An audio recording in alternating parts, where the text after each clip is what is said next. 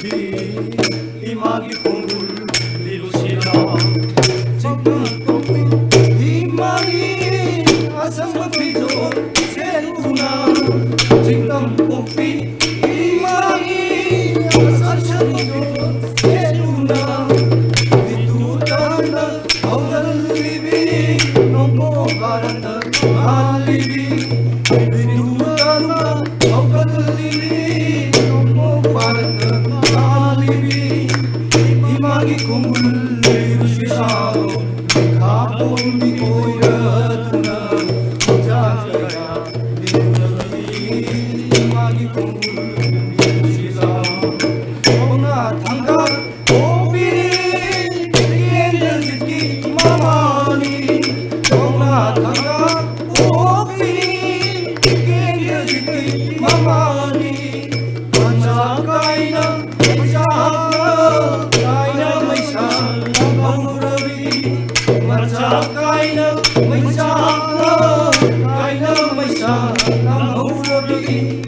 이마기 공을 이루시사 가본이 보여주나 자가야 이마기 공을 이루시사 준비하니 운나마 이마기 공을 이루시사 가본이 보여주나 자가야 이마기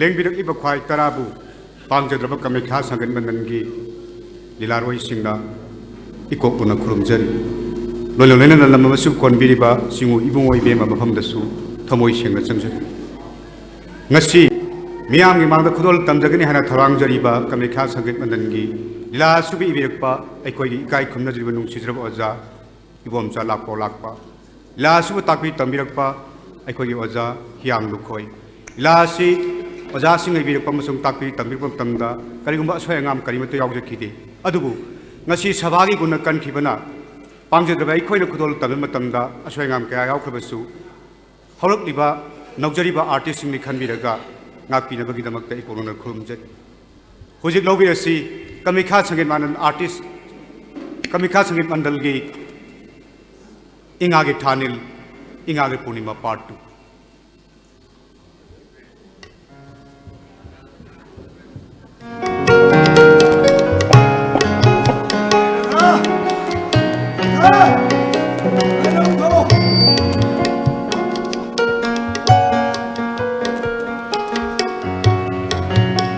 그러게 아이 타발레이다 한이 먹어 피게 하는 필요버네 엘레레게 아이는 같이 포스팅 따가도 시 너희 람담도 아무것도 포스팅 따자 아이들이 잘못도 모르버네 아두고 고 맨신 농시비데 브라칸게 너희 자가다 뭐 포스팅 따살거버니나 남주 살도 살도 난 자닝이네 자닝금 돕게 matang nang inusira nang iba isabudu leira mo ito ba kauramina nang sakit ning do mandre ajari ba adugi wanatida baba sulai kidre ikpanu pama khak tarak ejaram budusu baba na lekidabdagi yum thadok dum sakre mafam khangde kadai da bulai ba aina kanabu udani khanuna ipam namdam lu satning dori bano nangi lupa dong tongine ai ga chana ba khara wali ne khamena kana ko ma sawi bo kana ko ba waru ri bo numa gra ba ima ba thambiram ba yom ma da ning thi na nupi ngang thi jadana ning thi lai ba yar ba do bo hojik bo madum mangum to ko madum mangum to ko ya to budi ai pa sa do ma se bigling digi hangna ma sin ma tong bane 나는 사우리도 소범 독재하기 원이다. 호직 시바이는 파그라브라, 아미나 파 가톡비리브라, 가다이가 셀리노 가마이도 연속한데 비크라바 부크리 마샤 아마데기, 나 마사도 소칼라가 아랑 라카라 오르가 고숑 총고 고셴 쟁부정은 시엔들 소음들 내속히구나. 나 당연히 말 사우리도 소범 독재버네. 아이 하이고 마 각다네. ai ikwa gida magta khan madam na wai kalalo mari dam kari khanbam thoke hatta ba ngang du gi tan kari khanbam thoke ba kalalo yani de khamra ses ngang du sola thine se tawri se imphana khabo ai ya ko te ure me kari no khangdi hujik phawu hujik la ja re ne se ada lagi basi sana bimale mau nabi dong tani aina inspector mera ba thare se inspector mera bari bangang se yama pa bangang ai sa se mamu da pi ya be se gi lendra asan mokai babu ai di isagi ani ba pa ma de ko tingje ma yause ba ngamjaro magi ya pa ma de dum to kisino magi ma yuma ki pa mi thabak da ai khoina ka hin yok singum si nangi si nangi ma tamangi naning thungau dri adana Nabi na saja free target siyo. Kita buat. Mokai babungi hang nabi kusi korang tu kusi. Kusi korang di mana tini? Aje kusi korang di mana tini? Hang apa? Nabi na ning tunggu tu berkara kita mata nasa tu free target di yaro ini. Hang apa? Lang tahu tu ko. Sila ese sila ese.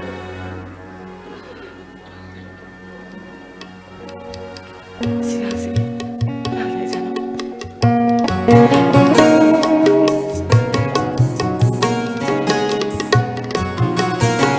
Abra. Yare. Yare. Mama yung kasi. Yare, may yung.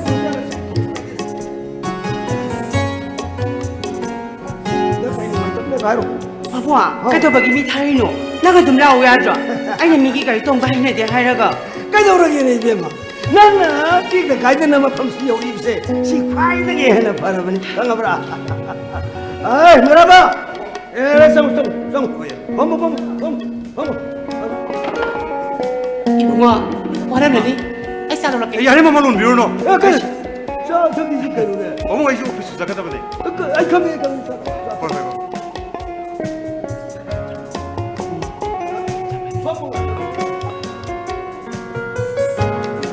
아이, 강원에 우리 가가지고 많이 더위. 누가야만이. 아. 한짝디 소리를 칼라가니 타세이. 아, 아니 나한 폰데 exam 누가 할 클럽도 오, 이렇게 소리 너무 강이. 아, 그 바봉시마. 완전히 안 나오고 싶네. 아이 난 그렇게 갈게. 아이, 나시시, 아이쇼. 너에게 이마에게 람담도가 뭐 고생 비싸네. 와, 그리고 오늘이나.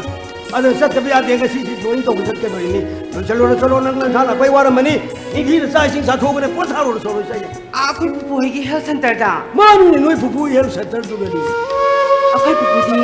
레렘레로 있고. 아도 바봉할 거네. 아, 아이슬라키. 나 타와리 호 이니 타발리 해도.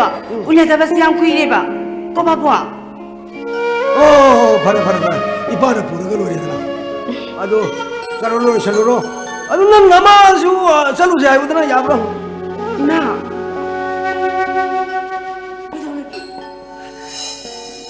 살루시. 그시 떡디다.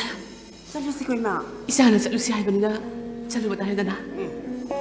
야, 살로로 사람 붙들어. 살로로. 나오. 살루시 봐.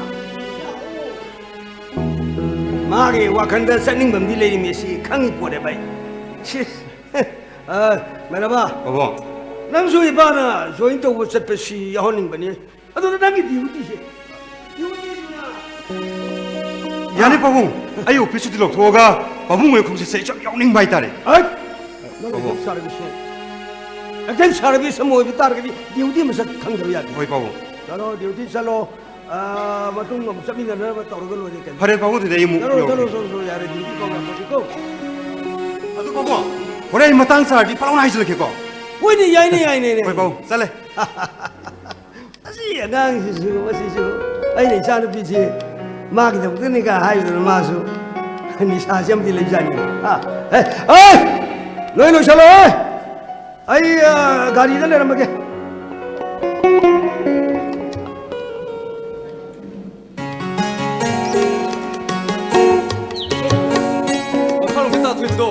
ꯑꯗꯨꯗꯅꯦ ꯑꯩꯅ ꯍꯥꯏꯁꯦ ꯃꯥꯁꯨꯒ ꯍꯥꯡꯉꯣꯟꯕ ꯍꯥꯏꯗꯨꯅꯤ ꯅꯨꯡꯇꯤꯒꯤ ꯊꯕꯛ ꯁꯤꯟꯅꯩ ꯑꯗꯨꯕꯨ ꯃꯅꯥꯗ ꯍꯥꯞꯇꯦꯕ ꯑꯩꯈꯣꯏꯅ ꯁꯤꯟꯅꯕ ꯍꯣꯏ ꯊꯕꯛꯁꯤꯡꯁꯦ ꯍꯟꯗꯛꯃꯨꯛꯇꯤ ꯅꯪꯅ ꯐꯖꯅꯅꯦ ꯊꯕꯛꯇꯣ ꯅꯤꯡꯊꯤꯖꯅ ꯍꯣꯠꯅꯅꯕ ꯇꯧꯑꯣꯅ ꯈꯔ ꯍꯥꯏꯕꯤꯌꯨꯀꯣ ꯍꯣꯏ ꯑꯩ ꯐꯅꯕ ꯑꯗꯨꯝ ꯍꯥꯏꯔꯒꯦ ꯑꯗꯣ ꯑꯩꯈꯣꯏꯅ ꯍꯟꯗꯛ ꯊꯕꯛ ꯆꯪꯁꯤꯜꯂꯤꯕꯁꯤꯗꯅꯦ ꯃꯥꯏ ꯄꯥꯛꯇꯕ ꯌꯥꯗꯕꯅꯤ ꯑꯩꯈꯣꯏꯒꯤ ꯈꯨꯡꯒꯪ ꯑꯁꯦ ꯅꯣꯡꯃ ꯅꯠꯇ꯭ꯔꯒ ꯅꯣꯡꯃꯗꯤ ꯁꯪꯇ꯭ꯔꯤꯛ ꯁꯪꯕ ꯈꯨꯡꯒꯪ ꯑꯃ ꯑꯣꯏꯍꯟꯗꯕ ꯌꯥꯗꯕꯅꯤꯅꯦ ꯏꯇꯥꯎ ꯏꯇꯥꯎ ꯑꯗꯨꯒꯤꯗꯃꯛꯇꯗꯤ ꯑꯩꯈꯣꯏ ꯊꯣꯏꯅ ꯋꯥꯅꯤꯡꯉꯥꯏ ꯑꯣꯏꯗꯦꯗ ꯌꯦꯡꯉꯨꯅꯦ ꯑꯩꯈꯣꯏꯒꯤ ꯈꯨꯡꯒꯪꯒꯤ ꯃꯤꯑꯣꯏꯁꯤꯡꯁꯤꯅ ꯑꯩꯈꯣꯏꯒꯤꯗꯃꯛꯇ ꯁꯄꯣꯔꯠ ꯇꯧꯕꯤꯔꯤ ꯑꯗꯨꯒꯤꯁꯨ ꯃꯊꯛꯇ ꯁꯦꯜꯒꯤ ꯑꯣꯏꯕ ꯃꯇꯦꯡ ꯃꯌꯥꯝ ꯑꯃ ꯄꯥꯡꯉꯤꯁꯤꯗꯤ ꯑꯩꯈꯣꯏ ꯋꯥꯅꯤꯡꯉꯥꯏ ꯑꯣꯏꯗꯦ ꯀꯩꯅꯣ ꯏꯇꯥꯎ ꯃꯥꯅꯤ ꯏꯇꯥꯎ ꯌꯦꯡꯉꯨ ꯑꯩꯈꯣꯏꯅ ꯍꯟꯗꯛ ꯁꯦꯝꯒꯠꯂꯤꯕ ꯂꯝꯕꯤ ꯊꯣꯡ ꯏꯊꯛ ꯂꯧꯈꯣꯡ ꯑꯃꯗꯤ ꯍꯩꯀꯣꯜ ꯂꯩꯀꯣꯜꯁꯤꯡꯁꯤꯅꯕꯨ ꯃꯄꯨꯡ ꯃꯔꯩ ꯐꯖꯅ ꯐꯥꯔꯛꯑꯗꯤ ꯑꯩꯈꯣꯏꯒꯤ ꯈꯨꯡꯒꯪ ꯑꯁꯦ ꯁꯣꯏꯗꯅ ꯑꯑꯣꯟꯕ ꯑꯃ ꯑꯣꯏꯔꯅꯤꯗ ꯏꯇꯥꯎ ꯌꯥꯝ ꯆꯨꯝꯃꯤ ꯏꯇꯥꯎ ꯑꯗꯨꯅꯕꯨ ꯑꯩꯈꯣꯏꯒꯤ ꯈꯨꯡꯒꯪꯒꯤ ꯃꯤꯑꯣꯏꯁꯤꯡꯁꯤꯅ ꯄꯨꯊꯣꯛꯄ ꯃꯅꯥ ꯃꯁꯤꯡ ꯎꯍꯩ ꯋꯥꯍꯩ ꯁꯥ ꯉꯥ ꯃꯌꯥꯝ ꯄꯨꯝꯅꯃꯛꯁꯦ ꯃꯤꯁꯤꯡꯁꯤꯅ ꯗꯤꯃꯥꯟ ꯆꯥꯗꯅ ꯍꯦꯟꯒꯠꯂꯕꯅꯤ ꯋꯥꯅꯤ ꯏꯇꯥꯎ ꯃꯥꯅꯤ ꯏꯇꯥꯎ ꯃꯁꯤ ꯄꯨꯝꯅꯃꯛꯁꯦ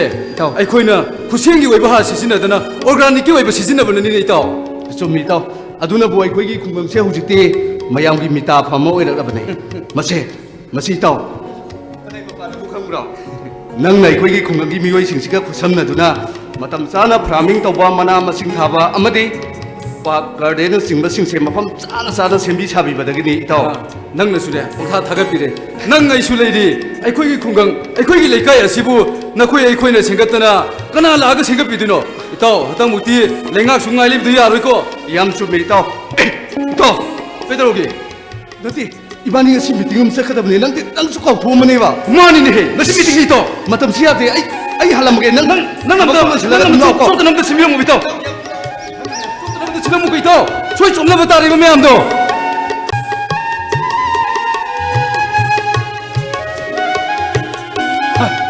ꯑꯃꯨꯟꯕ ꯎꯍꯩ ꯋꯥꯍꯩꯁꯤꯡꯁꯤꯗꯤ ꯎꯆꯦꯛ ꯋꯥꯌꯥꯁꯤꯡꯁꯤꯅ ꯂꯣꯏꯅ ꯆꯥꯊꯣꯛꯑꯦꯗꯅ ꯆꯥꯎ ꯆꯥꯎ ꯆꯥꯎ ꯑꯃꯨꯟꯕ ꯎꯍꯩ ꯋꯥꯍꯩꯁꯤꯡꯁꯦ ꯅꯕꯨꯛ ꯊꯟꯅ ꯆꯥꯎ ꯅꯈꯣꯏꯅ ꯆꯥꯅꯕꯅꯦ ꯑꯩꯅ ꯊꯥꯔꯤꯁꯦ ꯍꯥꯏ ꯍꯥꯏ ꯈꯣꯏꯉꯥꯡꯒꯨꯝ ꯁꯥꯔꯛꯂꯕ ꯐꯧꯁꯤꯡꯗꯨꯗꯤ ꯅꯈꯣꯏ ꯄꯥꯏꯁꯤꯜꯂꯨꯀꯣ ꯃꯗꯨꯗꯤ ꯇꯥꯏꯕꯪ ꯃꯤꯑꯣꯏꯕ ꯑꯩꯈꯣꯏꯒꯤ ꯆꯤꯟꯖꯥꯛꯅꯦꯕ ꯍꯥꯏ ꯍꯥꯏꯔꯤꯃꯛꯇ ꯀꯌꯥꯗ ꯃꯅꯥ ꯀꯩꯈ꯭ꯔꯕ ꯌꯨꯅꯤ ꯃꯁꯤ ꯄꯥꯏꯁꯟꯈ꯭ꯔꯦ ꯍꯥꯏ ꯍꯥꯏ ꯇꯥꯗ꯭ꯔꯦ ꯍꯩ ꯁ꯭ꯋꯥ ꯍꯩ ꯃꯁꯤꯗꯤ ꯏꯁꯩꯗꯨꯝ ꯁꯛꯆꯟꯒꯦ ꯃꯁꯤ ꯍꯥ ꯎꯔꯤ ꯅꯥꯄꯪꯕꯤ ꯅꯃꯥꯅ ꯀꯧꯔꯤꯁꯨ ꯇꯥꯗꯕꯤ ꯅꯄꯥꯅ ꯀꯧꯔꯤꯁꯨ ꯈꯨꯝꯗꯕꯤ ꯌꯥ ꯍꯣꯏ ꯍꯣꯏ ꯌꯥ ꯍꯣꯏ ꯍꯣꯏ 야 호이 호이 어이 쏴 어이 쏴 빠바 아이 타와 빠바 타와 빠바 나 사용이 나는 뭐 너는 반 토끼도 봐 아니 봐봐 짐 사는 우리 나는 토끼도 봐 나는 오직 신기는 게 할거래 거래지도 않으나 우체 뭐야 생지가 이사이 방을 내려 미미네 이분 와이디 난이 할거 난이 밤지다 망이 해로야 도미가요 토끼나 이분 뭐 찌엘라가 망을 왜 칼로리니 빠지 뭐 봐봐 아이 그시 헬로이노 스테로이바 도대체 까지기 헬로이노 이거 또 봐봐 아이고이게 고잉한금 살로 폭신세 마시도 오시 로이 빠신으로 짝투해봐 마시 딸은 뭐네미 봐봐 따르루 마닝따로 찾아주루 오복하게 찾아주루 아쿠이 봐봐 뭐이나 싸기는 짜보다 허보라니 수로 짜거든 아 마포이체 아포이고 딸방 미워이 버지버니 강아브라 마포이 좀 미워네 그렇자 아포이네 그렇자 아마데 그렇자 딸방 집이 행동 오늘에 봐 강아브라 따르루 뭐이나 짜다 허보라니 수로 짜봐 야포데고 따르루 예 가부가위 나나기 폰도 가나가나로 링톤 마야 캥그라브니 그나기 왜 사노니 폰도 붙어봐 가나가나 빠이바 단나이 빠이 그러브니 그나기 뭐야 사이 폰도 까우니 뭐 너희 까우니고 하이 안되기 바탐제 봐봐 나톤 뭐야 포테 난지 할콜레 콜리 챤행이 되는 나 용 밤에 까우들 뭐 내용 빨아오지고 아스 봐봐 마도 그 숨마탐 락서 기니베 봐봐 하이 그러면 뭐 너무 목 라크들이 비싸 하 그러면 목 라크들 개가 봐 바탐 잡자라보니 나는 가나 짜나도 가나고 밀레레거디 이모 이제 부서로 이모도 이 파트너 게 안타나 럭살라게 레이트라가나 이빠나 이코 잡아 이모 하이 아이스라 더블고 아스 봐봐 야래 또 오지 마시 와세 예 까우이 ngasi je ai hospital staff ki meeting lai chak yaw ba aduna ngasi ki chai sing di nang na khut mang na ke hodar ga phangau lo ni bunga kho 봐봐 이산 누비 레이시리 이산 나마이 통전해봐 hey nangi na chalo pisu parikha maya ni ha ma ye college ki practical ni nga ta sak ni bunga 아도 빠바는 꼭 통비는 야와도 아이 짝 통보 달리바 빠바 ai chak thong ma taladi chak chak ju tok ta ba masi thok ni ai na won ka ra na hai ba na tro ha na won ka ra na hai ba na tra ba 빠바디 애니 하이브고 나 농부도 하라고 따비비로 kali hayu nang na hayu wa ai kam kan ya da ba yawi hayu 빠바도 내들어 이나 이마도 럭비로 잘 보면 담다 농부도 하라고 야비비로 빠바디 namagi wa da ni su pala kanu kalabra hey imung se namagi wa da ni su pala kanu har chini namag na mapanda panu kan phamdna le shabi ari di saga nungai gai nei gai na imung se magi wa pan bi yaroi imung se ba pu so ya roi chini pu so ya roi ko 봐봐 namagi wa pala kanu har chini 봐봐 namagi wa pu so ya roi har chini 봐봐 이마도 럭비로 시 봐봐 eh pala kanu har chini ane su pala kanu namada ada panu kan phamdna gai na imung wa pu so kanu har chini imung se magi wa ni su pala kanu 봐봐 이마도 jira da dik chik sha da ba 세훈이 아이나디 가 사디기 폰 떠리두가 폰게 삼가 빠이 본디바 아이나디 빠우는 아이바 마땅기 라고니 담마로다 하닐 아생머니 낭기 폴라고 둠디 에이타 하우드레 하유네 까리 빠우노바 하이리 아스 하유바 성하이 하이리 아스 타닐 낭기 항로비도 먹을 봐세 하이로바 하이 붕아 아이 아이비에스 탈리 하 아생머네 아스 덥스네바 말이다 아세이메니 까이 아이나기 보도노 하야 타닐 낭기 보도네 타닐 타닐 난 아이비스 갈래 타닐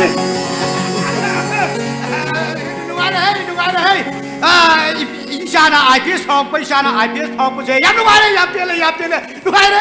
nuare ibe mo kasi sak sak ri ko 호이 바보 nang na thong mo 타닐 까리 상샤시가 나돈 자시가 타닐 나돈 자시 타닐 나돈 하 나도 니가 되기야 ai Isana pa ni integrated farming ne magi ngagi farm de indigenous oi ba nga makal sunu yoi ni kana bi ngakra chamche 차량 거이비 나나 뺑바 나도 놀러 로이바 쇼분이 노니 아빠도 칼라가 자로 하나고 इबे मबु नंगी पाबंग lunar prawn तुमना लाक्र नंगबो इथानदने पाबुंग पाउसे तमलुरगे हाइदना हराउ मनगिना दुम पाइसेला अब ए पाइसल लक्कदबी या तोय पाइसल लक्कदबी को या तोय पाइसल लक्कदबी अदो इपा सुने नंगी पाबंग यावना खोई स्टाफ की मीटिंग लेबा चा इसिंग यावबा मा अदो नखोय अनि ngasi हाउन थुमना बदि काइनो ngaton चागेरे पेंबा चागेरा ngamu चागे छु याइ बिबि चागे को चाउरो इपा चलगे को चाउरो चाउरो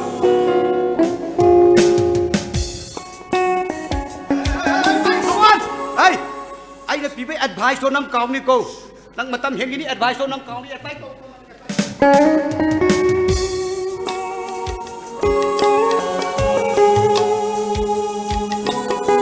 Ngai khone kai nui babung ni pai sara mi sibo ꯑꯁ ꯑꯩꯈꯣꯏ ꯄꯥꯕꯨꯡꯅ ꯍꯥꯏꯕ ꯋꯥꯕꯨ ꯑꯩ ꯀꯣꯟꯅ ꯍꯥꯏꯔꯒꯦꯁꯦ ꯑꯗꯣ ꯊꯥꯅꯤꯟ ꯁꯤꯗꯒꯤꯗꯤ IPS ꯐꯥꯎꯈ꯭ꯔꯕꯅꯤꯅ ꯂꯩꯕꯥꯛ ꯃꯤꯌꯥꯝꯒꯤ ꯄꯨꯂꯤꯁ ꯑꯣꯐꯤꯁꯥꯔ ꯑꯆꯧꯕ ꯑꯃ ꯑꯣꯏꯈ꯭ꯔꯅꯤ ꯂꯥꯏꯔꯕ ꯑꯩꯒꯗꯤ ꯂꯝꯕꯥ ꯄꯥꯕ ꯌꯥꯔꯣꯏꯀꯣ kai nui nam hai dubo ai na bias re basu tenga sige so bo bisaya moi basu nang bo shi bedi hong bele ni Ini musuh kai no minu si bulu si hai beni adu ngai khuni mathang lai ba sandi sidane akhoi babungna changni lama sili numidang dana langi sai si tong ni haiba 이씨 ꯑꯩꯒꯤ ꯏꯁꯩ ꯅꯠꯇ꯭ꯔꯕꯁꯨ ꯑꯩꯈꯣꯏ ꯏꯔꯝꯗꯝ ꯑꯁꯤꯒꯤ ꯁꯩꯁꯛꯄ ꯋꯥꯔꯤꯗ ꯑꯃ ꯂꯩꯔꯤꯁꯤꯗꯤ ꯃꯁꯤ ꯀꯧꯔꯒ ꯀꯣꯛ ꯁꯛꯑ ꯂꯣꯏꯔꯦ ꯉꯥꯏꯈꯣ ꯅꯪꯅꯅꯦ ꯅꯣꯏ ꯄꯥꯕꯨꯡꯗ ꯑꯩꯕꯨ ꯁꯟꯁꯤꯅ ꯁꯣꯏꯗꯅ ꯍꯥꯏꯕ ꯑꯣꯏꯒꯅꯤ nasadi bunga mi akhoi babung su loina khangjabado ado nimitudi ꯅꯪꯅ ꯍꯥꯏꯁꯤꯅꯗꯤ ꯅꯨꯃꯤꯠꯇꯣ ꯑꯩ ꯉꯟꯅ ꯂꯥꯛꯑꯣ ꯍꯥꯏꯕ ꯅꯠꯇ꯭ꯔꯣ nasadi kai no ꯍꯣꯏꯅꯦ ꯑꯩ ꯉꯟꯅ ꯂꯥꯛꯑꯒꯦ ꯑꯗꯣ ꯅꯨꯃꯤꯠꯇꯨꯒꯤꯅꯦ ꯉꯥꯗꯣ ꯑꯩ ꯂꯣꯏ ꯄꯣꯔꯛꯑꯒꯦ ꯀꯅꯥꯒꯤ ꯑꯇꯥꯎꯕ ꯑꯊꯣꯡꯕ ꯃꯣꯟ ꯃꯔꯤꯔ ꯃꯉꯥꯔ ꯄꯥꯕꯨꯡꯅ ꯄꯥꯝꯕ ꯉꯥꯗꯣ ꯑꯩꯒꯤ ꯐꯥꯝꯁꯤꯗꯒꯤ ꯑꯗꯨꯝ ꯐꯥꯍꯜꯂꯒꯦ asai magi pangbi doira ꯑꯦ ꯄꯥꯡꯗꯗꯤ ꯀꯩꯅꯣ ꯑꯩꯒꯤ ꯅꯨꯡꯁꯤꯕꯤꯅ IPS ꯐꯥꯎꯔꯒꯕꯨ ꯑꯩꯅ ꯇꯨꯃꯤꯟꯅ ꯂꯩꯒꯗ꯭ꯔꯣ ꯑꯗꯣ ꯊꯥꯅꯤꯟ ꯑꯗꯨꯗꯁꯨ ꯅꯠꯇꯦ ꯃꯗꯨꯗ ꯆꯪꯒꯗꯕ ꯆꯦꯡ ꯆꯥꯛꯁꯤꯡꯗꯣ ꯑꯩ ꯂꯣꯏ ꯄꯣꯔꯛꯑꯒꯦ ꯑꯩꯈꯣꯏꯒꯤ ꯀꯣꯠꯇꯣ ꯐꯧ ꯄꯤꯛ ꯊꯟꯅ ꯂꯩꯔꯤꯉꯣ as nungai zareda nungtigi bulaga chaba taridana ꯆꯥꯕꯤꯗꯦ ꯍꯥꯏꯔꯤꯅꯦ ꯅꯪꯅ ꯂꯥꯛꯑꯒ ꯆꯥꯕꯤꯒꯦꯕꯨ ꯍꯥꯏꯔꯗꯤ ꯅꯨꯡꯇꯤꯒꯤ ꯂꯥꯛꯑꯒ ꯆꯥꯕꯤꯌꯨꯅ ꯑꯗꯣ ꯊꯥꯅꯤꯟ ꯅꯪꯗꯤ ꯑꯩꯈꯣꯏ ꯁꯤꯗ ꯍꯧꯔꯤꯕ ꯐꯧꯁꯤꯡꯁꯦ ꯑꯝꯇ ꯈꯪꯖꯔꯝꯃꯣꯏꯅ khangdi ꯇꯨ ꯌꯦꯡꯉꯨ ꯑꯥꯗꯅꯦ ꯂꯧꯔꯤ ꯀꯥꯇꯨꯞ ꯅꯥꯏꯅ ꯁꯦꯝꯃꯤꯁꯦ ꯃꯁꯤꯁꯤꯅ ꯂꯧ ꯁꯪꯉꯝ ꯑꯃꯃꯝꯅꯦ ꯆꯥꯎꯔꯥꯛꯅ ꯑꯩꯅ ꯎꯔꯤꯁꯦ ꯂꯧ ꯄꯔꯤ ꯃꯔꯤ ꯃꯉꯥꯅꯦꯕ ꯑꯗꯣ ꯐꯧꯁꯤꯡꯁꯤꯒꯤ ꯃꯃꯤꯡꯁꯤꯡꯁꯦ ꯑꯩ ꯂꯣꯏ ꯍꯥꯏꯔꯛꯎꯔ ꯅꯪ ꯇꯥꯒꯦꯔꯥ tagini ꯀꯧꯕ꯭ꯔꯨ ꯊꯥꯡꯖꯤꯡ ꯃꯣꯏꯔꯥꯡ ꯐꯧ ꯇꯝꯐꯥ ꯐꯧ ꯁꯅꯥ ꯐꯧ yare he phaunina lagi maming akta adungai khuni asomdagi phawamu basna kai maming kauge ꯑꯣ ꯑꯁꯣꯝꯗꯒꯤꯁꯤꯔꯥ ꯃꯁꯤꯅꯦ ꯄꯣꯏꯔꯩ ꯇꯣꯟ ꯆꯥꯍꯥꯎ ꯑꯃꯨꯕꯤ ꯍꯥꯏꯔꯤꯁꯦ ꯃꯁꯤꯁꯦ ꯃꯤꯑꯣꯏꯕ ꯑꯩꯈꯣꯏꯅ ꯆꯥꯕꯗꯅꯦ ꯌꯥꯝ ꯊꯤꯅ ꯀꯥꯟꯅꯈ꯭ꯔꯖꯥꯠꯅꯤ ꯑꯗꯨꯒ ꯃꯃꯟꯗꯤꯅꯦ ꯌꯥꯝꯅ ꯋꯥꯡꯉꯦ ꯑꯗꯨꯒ ꯊꯥꯅꯤꯟ ꯐꯧꯊꯣꯛꯇꯤꯅꯦ ꯈꯔ ꯍꯟꯖꯥꯅꯤ ꯑꯗꯣ ꯊꯥꯅꯤꯟ ꯁꯤꯗꯁꯨ ꯅꯠꯇꯦ kaino ꯌꯦꯡꯉꯨ ꯇꯨ ꯑꯩ ꯑꯥꯗꯒꯤ ꯍꯩꯀꯣꯜꯁꯦ ꯑꯥꯗꯒꯤ. ꯃꯁꯤꯗꯁꯨ ꯍꯩ ꯃꯈꯜ ꯁꯨꯅ ꯍꯧꯋꯦ ꯀꯅꯥꯒꯤ ꯍꯩꯀ꯭ꯔꯨ ꯍꯩꯃꯥꯡ ꯍꯩꯅꯧ ꯆꯝꯄ꯭ꯔꯥ yare ꯃꯪꯒꯦ he yamandana kokasulu ngaure ꯑꯗꯣ ꯁꯤꯗ ꯑꯝꯇ ꯂꯥꯛꯑꯣꯅꯦ kaino ꯑꯁ ꯂꯥꯛꯑꯣꯕ nang sidiba ꯀꯩꯅꯣꯝ ꯌꯦꯡꯍꯟꯒꯦ ꯇꯧꯕꯅꯤꯗ ꯌꯦꯡꯉꯨ ꯇꯨ ꯄꯜꯂꯤꯗꯅꯦ ꯋꯥꯡꯊ꯭ꯔꯤꯛ ꯋꯥꯡꯅ ꯍꯧꯔꯒ ꯃꯇꯨꯝ ꯌꯥꯟꯊꯔꯒ ꯄꯥꯜꯂꯤꯁꯦ ꯃꯁꯤ ꯑꯋꯥꯊꯕꯤꯅꯦ ꯍꯥꯏꯕꯤꯒꯦ ꯇꯧꯕꯅꯤꯗ hoi bunga aisi maitai no bine awa thabi boingon tagledi taba ngam silaktre ko ꯑꯁ ꯅꯪ ꯑꯋꯥꯊꯕꯤ ꯈꯪꯗꯦ ꯍꯥꯏꯕꯒꯤ ꯋꯥ ꯅꯠꯇꯦꯃꯤ ꯌꯦꯡꯉꯨ ꯏꯕꯥꯅꯤꯅ ꯍꯧꯖꯤꯛ ꯌꯦꯡꯕꯗ ꯃꯁꯤ ꯑꯋꯥꯊꯕꯤꯁꯦ ꯁꯪꯇ꯭ꯔꯤꯛ ꯁꯪꯅ ꯎꯗ꯭ꯔꯥ ꯑꯁꯦ ꯃꯌꯥꯏꯗ ꯐꯣꯞ ꯂꯥꯎꯅ ꯈꯥꯏꯗꯣꯛꯑꯕ ꯉꯛꯁꯪ ꯉꯪꯉ ꯆꯥꯕꯗꯒꯗꯤ ꯌꯥꯝ ꯊꯤꯅ ꯍꯥꯎꯈ꯭ꯔꯖꯥꯠꯅꯤ ꯃꯁꯦ ꯑꯐꯕ ꯃꯈꯜꯒꯤ ꯚꯦꯔꯥꯏꯇꯤꯅꯦ ꯍꯥꯏꯕꯤꯒꯦ ꯇꯧꯕꯅꯤꯗ honangdi mayam se seneringaidane aibudi nomada ningsingbiruno ꯑꯁ ꯊꯥꯅꯤꯟ ꯑꯩꯅ ꯅꯪꯗꯤ ꯀꯩꯗꯧꯕꯒꯤ ꯅꯤꯡꯁꯤꯡꯉꯣꯏꯗꯣꯏꯅꯣꯕ khangzari bungo aitane nangbu thamoi sengna nuksijabani ꯅꯪꯅ ꯍꯥꯏꯁꯤꯅꯗꯤ ꯑꯩꯅꯗꯤ ꯅꯪꯕꯨ ꯅꯨꯡꯁꯤꯗꯦ ꯁꯤꯅꯤꯅꯦ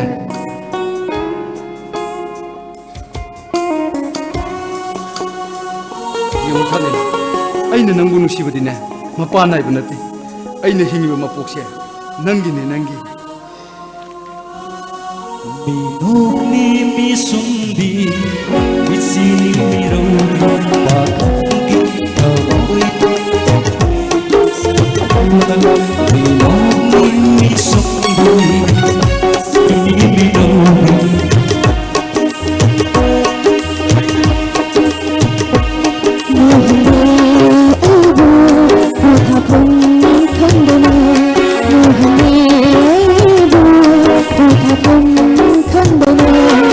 Wish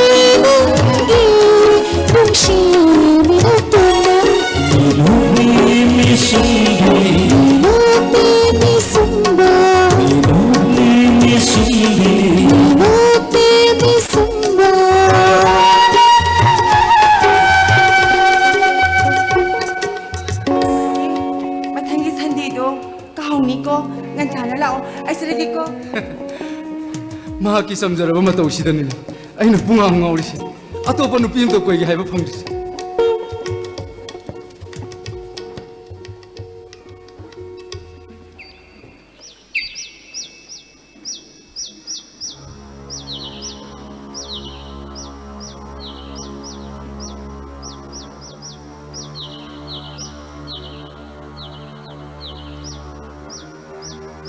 ꯑꯩꯒꯤ ꯏꯆꯦꯗꯨꯕꯨ ꯑꯩꯒꯤ ꯏꯕꯥꯏꯅ ꯂꯨꯅ ꯇꯧꯕꯤꯔꯝꯒꯗ꯭ꯔꯥ?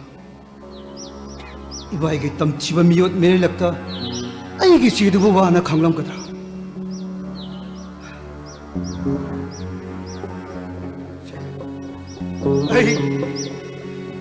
ꯑꯩ ꯅꯪꯕꯨ ꯌꯥꯝ ꯎꯅꯤꯡꯉꯤ ꯏꯆꯦ.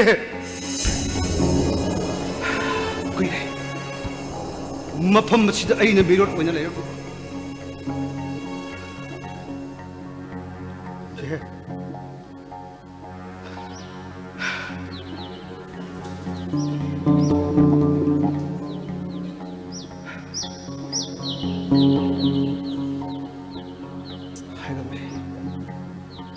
우람매 아이기 망란 가야다 너는 아이기 망란 가야다 따따다 까빠미지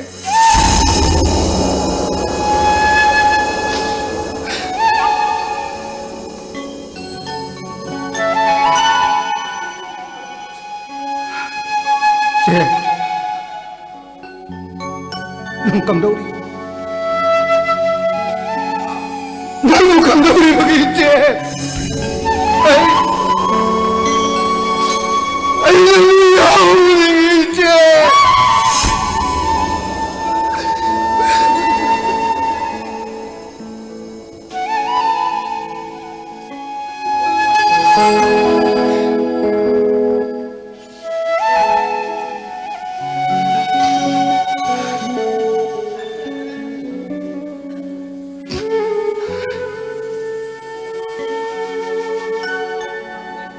ꯑꯩꯅ ꯃꯐꯝ ꯑꯁꯤꯗ ꯃꯤꯔꯣꯠ ꯑꯣꯏꯅ ꯂꯩꯔꯕꯁꯨ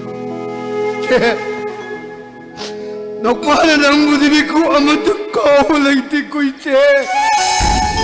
ꯁꯅꯥꯂꯧꯕ ꯅꯪꯕꯨ ꯅꯃꯥꯏ ꯆꯥꯎꯕ ꯀꯧꯔꯨ ꯍꯥꯏꯕ ꯀꯧꯔꯕ꯭ꯔꯦ ꯅꯪꯕꯨ ꯀꯧꯔꯕ꯭ꯔꯣ? ꯁꯅꯥꯆꯧꯕ ꯁꯤ ꯅꯪꯒꯤ ꯐꯨꯔꯤꯅꯤ ꯏꯁꯤꯜꯂꯨꯁꯤ ꯑꯩꯅ ꯑꯍꯩ ꯐꯥꯅ ꯍꯤꯂꯛꯄꯅꯦ ꯐꯖꯔꯤ 이시엔디 헤로 말해볼게. ꯅꯨꯡꯁꯤꯔꯝꯁꯨ ꯈꯪꯗꯦ ꯅꯨꯡꯁꯤꯔꯝꯃꯁꯨ ꯈꯪꯗꯦ ꯏꯕꯥ ꯏꯕꯥ ꯍꯦꯛꯇ ꯀꯧꯗꯅ ꯀꯧꯔꯨꯅꯨ ꯍꯌꯦꯡꯈꯩ ꯅꯃꯥꯏ ꯅꯨꯃꯤꯠ ꯐꯥꯎꯅꯤ ꯁꯤꯅ ꯄꯥꯕ ꯉꯝꯗꯕ ꯅꯪꯅ ꯑꯩꯒꯤ ꯅꯥꯛꯇꯒ ꯂꯥꯛꯇꯅ ꯉꯥꯡꯉꯤ. ꯍꯩ ꯆꯠꯂꯨ ꯆꯠꯂꯨ ꯅꯁꯛꯇꯨ ꯌꯦꯡꯅꯤꯡꯉꯦ ꯆꯠꯂꯨ ꯆꯠꯂꯨ. ꯅꯃꯥꯡꯗ ꯌꯥꯝꯁꯤ ꯀꯅꯥꯅꯣ ꯅꯪꯅ ꯉꯥꯡꯕ ꯌꯥꯕ ꯃꯤꯔ ꯆꯠꯂꯣ ꯆꯠꯈ꯭ꯔꯣ ꯅꯪ ꯑꯩꯒꯤ ꯅꯥꯛꯇ ꯑꯃꯨꯛꯇ ꯂꯥꯛꯀꯅꯣ ꯆꯠꯈ꯭ꯔꯣ. 이세계 스나돈바 낭부 까다이가 레이버게 이시에 낭지 사나바 잡고 스나돈바 이제 아이시다.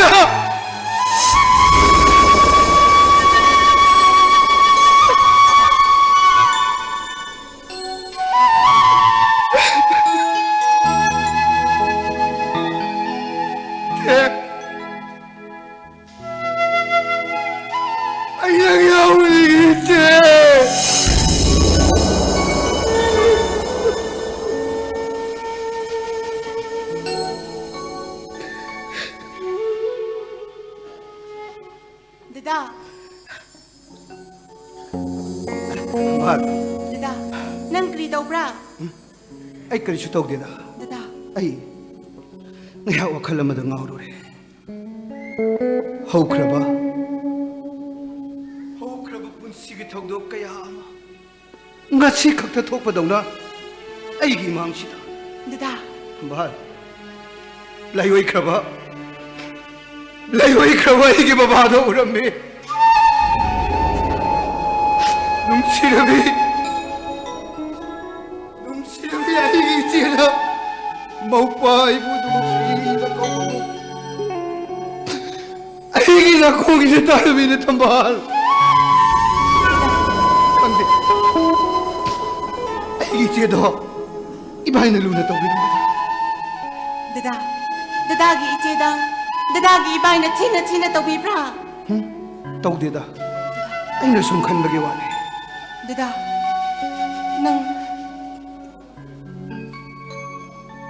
Nang surrender tawkhro dada. madu yadine thambal Madu krigi yada brani. ꯑꯩꯈꯣꯏꯒꯤ ꯃꯤꯁꯟꯒꯤ ꯄꯥꯟꯗꯝ ꯃꯥꯏ ꯄꯥꯛꯄ ꯉꯝꯗꯦ ꯊꯝꯕꯥꯜ Dada. Dada na aikoigi khonsida laklamdrabadi. Aikoigi khonse krisu sakhatpa ngamnamba. Dada di. Aikoi pumnamakki taibangbu shembiba mapune. ꯍꯩꯗꯦ ꯊꯝꯕꯥꯜ ꯅꯈꯣꯏꯅ ꯆꯥꯎꯅ ꯃꯇꯦꯡ ꯄꯥꯡꯕꯤꯕꯗꯒꯤ ꯄꯨꯝꯅꯃꯛꯁꯤꯡ ꯑꯁꯤ ꯑꯩꯈꯣꯏꯅ ꯏꯔꯥꯏ ꯂꯥꯏꯅ ꯄꯥꯡꯊꯣꯛꯄ ꯉꯝꯂꯤꯕꯅꯤ Dada na aikoigi khonse thadokduna chakhrabaso. Aibudi thadokbigadra. Dada. Aibudi thadokbiganu ko.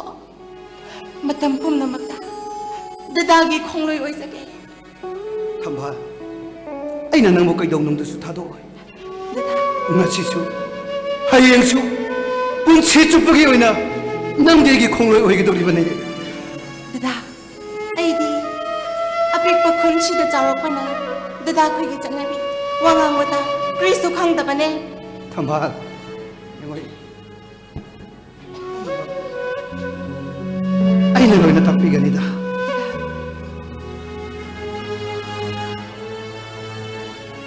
ꯑꯩꯗꯤ 이번에 우리 전날행에 까고 까고 아이 제임스 뻥 들어오기고 Hoi.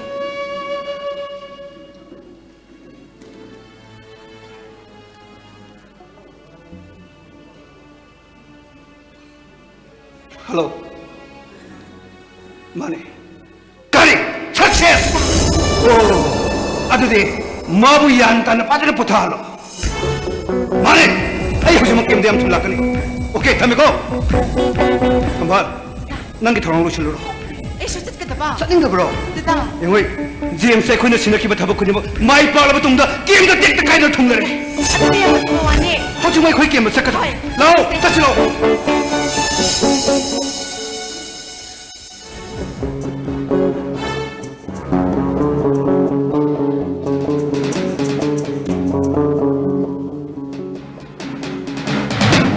Gengba! Sir! Anam rồi! 아니 sir!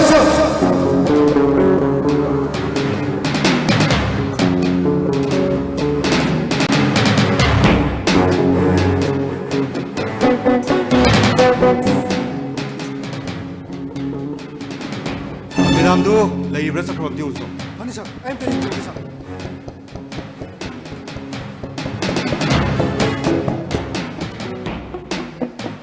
아이는 눅시리고 구능 시시가 뭐를 내고 눅시라고 하더라. 알라면 나디 와디로 시나 그래.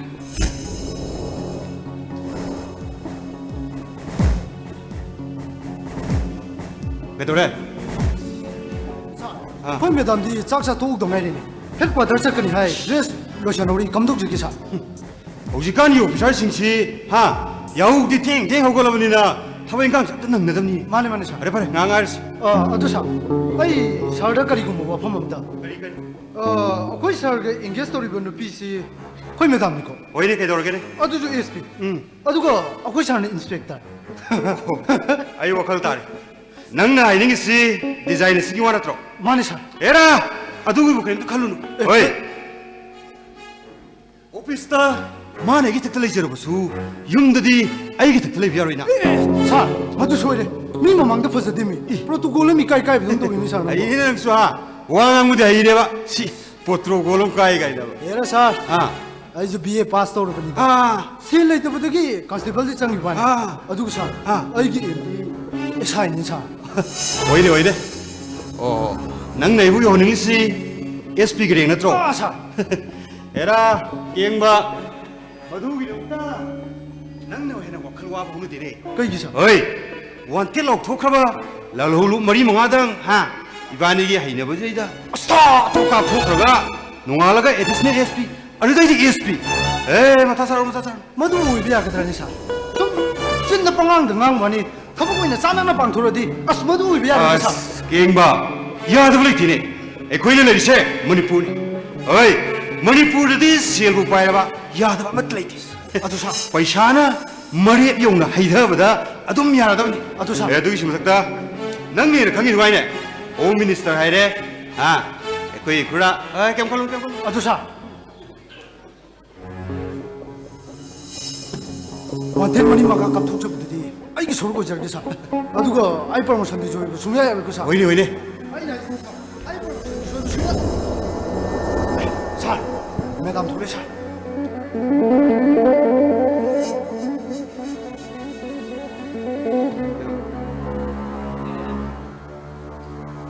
ꯊꯕꯛ ꯑꯣꯏꯔꯒꯗꯤ ꯍꯣꯔꯦꯟ ꯑꯣꯐꯤꯁꯇ ꯂꯥꯛꯑꯣꯀꯣ ꯑꯩ ꯊꯕꯛ ꯌꯥꯝ ꯂꯩ ꯃꯦꯗꯥꯝꯗ ꯌꯥꯝ ꯅꯨꯡꯉꯥꯏꯕ ꯄꯥꯎ ꯑꯃꯇꯪ ꯇꯝꯖꯒꯦꯅ ꯂꯥꯛꯆꯔꯤꯅꯤ ꯃꯦꯗꯥꯝ ꯀꯔꯤ ꯄꯥꯎ कहीं मैडम अखोई मैडम की इम्फाल ट्रांसफर ताबी प्रोसेस तू लोसिन ngasiनि nium sida soiden order thorgani bida ꯑꯩꯗꯤ ꯏꯝꯐꯥꯜꯗ ꯀꯩꯒꯤ ꯇ꯭ꯔꯥꯟꯁꯐꯔ ꯇꯧꯒꯗꯧꯔꯤꯕ ꯑꯩ ꯏꯝꯐꯥꯜꯗ ꯂꯩꯕ ꯄꯥꯝꯗꯦ ꯃꯐꯝꯁꯤꯗ ꯑꯩ ꯌꯥꯝ ꯅꯨꯡꯉꯥꯏꯔꯤꯅ ꯃꯐꯝꯁꯤꯒꯤ ꯃꯤꯑꯣꯏꯁꯤꯡꯁꯤꯒ ꯌꯥꯝ ꯄꯨꯛꯆꯦꯟ ꯈꯣꯏꯖꯦꯟ ꯇꯤꯟꯅꯅ ꯑꯩ ꯊꯕꯛ ꯇꯧꯃꯤꯟꯅꯔꯤ मैडम पाबुंग ने याम कन्ना हाइबदुदा अइना अंगम लेवल द होनज नुपीना अथा फमफम द थबक तौबसी पाबुंग ने कया पाम हा अइने सु कया पाम द बाइता ꯄꯦꯛꯇꯅ ꯄꯥꯝꯗꯕꯩ ꯃꯔꯝꯅ ꯀꯔꯤ अखोई मैडम दी पोइगम त ताबी द्रवाइस हाइदि अहल मसेन यानदुना मतम खरनी की तुंगसिदा मैडम गाइगा लोहोंगदबा ꯁꯨꯕꯤ ꯅꯪ ꯑꯩ ꯀꯅꯥ ꯈꯪꯕ꯭ꯔꯥ ꯑꯩ ꯀꯅꯥ ꯃꯁꯛ ꯈꯪꯕ꯭ꯔꯥ ꯅꯟꯁꯤꯟ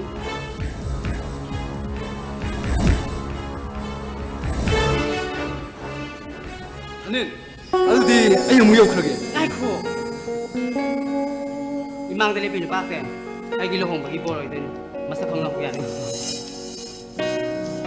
ꯑꯣ ꯑꯩ ꯀꯦꯡꯕ ꯑꯗꯨꯒ ꯑꯩꯈꯣꯏ ꯁꯥꯔꯅ ꯃꯩꯔꯥꯕ ꯀꯃꯥꯟꯗꯣ ꯏꯟꯁꯄꯦꯛꯇꯔ ꯃꯩꯔꯥꯕ ꯏꯝꯐꯥꯜꯗꯒꯤ ꯏꯝꯐꯥꯜ ꯁ꯭ꯀꯨꯜꯗꯒꯤ ꯍꯣꯝ ꯃꯤꯅꯤꯁꯇꯔ ꯑꯣꯏꯔꯤꯕ ꯑꯃꯨꯖꯥꯎꯒꯤ ꯃꯆꯥꯅꯨꯄꯥ 아이기 민나 터완 아타파 쿵릉대기 ꯑꯣ 타파 구멍대기 호이 아타파 쿵릉대기 ꯍꯧꯖꯤꯛ ꯆꯥꯎꯈꯠꯂꯕ ꯃꯇꯝꯁꯤꯗ ꯑꯔꯥꯞꯄ ꯑꯅꯛꯄ ꯑꯃꯃꯨꯛ ꯂꯩꯇ꯭ꯔꯦ ꯉꯁꯤꯒꯤ ꯆꯥꯎꯔꯕ ꯁꯣꯁꯥꯏꯇꯤꯁꯤꯗꯀꯣ ꯑꯔꯥꯞꯄ ꯑꯅꯛꯄ ꯄꯨꯝꯅꯃꯛ ꯃꯤꯠꯀꯨꯞꯇ ꯈꯪꯕ ꯉꯝꯂꯦꯅ ꯇꯥꯆꯧꯕ ꯒꯥꯔꯤ ꯑꯝꯇ ꯊꯧꯗꯣꯔꯣ ꯏꯝꯐꯥꯜꯐꯥꯎꯗ ꯆꯠꯂꯨꯁꯦ 하늘 아이기 오이나디 야니 ꯅꯪꯒꯤ ꯊꯕꯛꯀ ꯆꯤꯟꯖꯕꯗꯨꯗ ꯑꯩ ꯑꯗꯨꯝ ꯂꯥꯏꯟꯗ ꯆꯠꯈ꯭ꯔꯒꯦ ꯀꯩꯗꯧꯕꯩ ꯂꯥꯏꯟ ꯆꯠꯇꯣꯏꯅꯣ ꯑꯩ ꯂꯩꯔꯤꯁꯤꯗꯤ ꯃꯥꯡ ꯂꯦꯡꯊꯣꯛꯑꯁꯦ ꯒꯥꯔꯤ ꯊꯧꯗꯣꯔꯛꯑꯦ ꯑꯗꯨꯗꯤ ꯆꯠꯂꯨꯈꯤꯒꯦ ꯏꯟꯁꯄꯦꯛꯇꯔ ꯉꯥꯏꯍꯥꯛ ꯂꯩꯍꯧꯒꯗ꯭ꯔꯥ ꯑꯩ ꯍꯜꯂꯝꯃꯒꯦꯀꯣ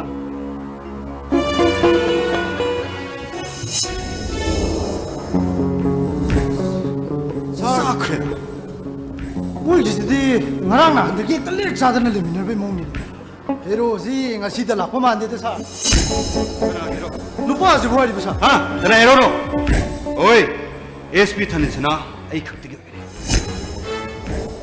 ꯃꯗꯨ ꯑꯣꯏꯕ 원 ꯌꯥꯒꯗ꯭ꯔ 보이나 머라름 비실가 이컷문 하도 그래 ꯃꯗꯨ ꯑꯣꯏꯕ ꯌꯥꯒꯗ꯭ꯔ ꯁꯥꯔ ꯉꯥꯏꯈꯣ ꯄ꯭ꯔꯃꯣꯁꯟ ꯍꯥꯟꯅ ꯑꯃꯨꯛꯇ ꯇꯥꯟꯅꯈꯤꯁꯤ ꯁꯥꯔ 프로모션 다는리기다 롱킵 나르디 가다하지데 어이 ꯒ꯭ꯌꯥꯟꯒ ꯇꯥꯗ꯭ꯔꯦꯗ